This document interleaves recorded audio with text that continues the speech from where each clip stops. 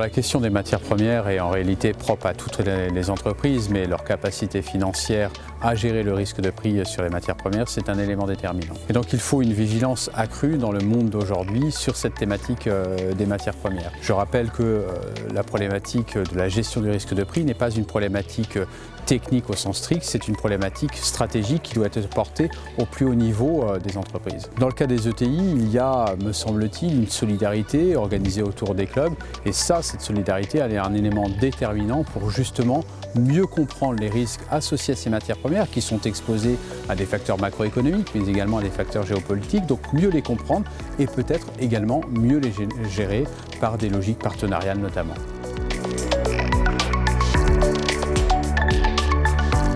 Je crois une conscience interne. Le premier élément est là-dessus, c'est-à-dire qu'on a le sentiment que les matières premières, on les connaît, on a le sentiment que l'on sait si elles vont monter ou baisser. Or, il faut, je crois, se poser, faire un audit en fait sur cette problématique des matières premières à l'aune de ce qui s'est passé depuis 2021 avec des prix qui ont très fortement augmenté et des prix qui ont baissé. Je crois qu'il faut accepter l'idée que cette situation pourrait se renouveler et donc in fine faire un audit de la résilience de l'ETI dans ce contexte de volatilité extrêmement élevée.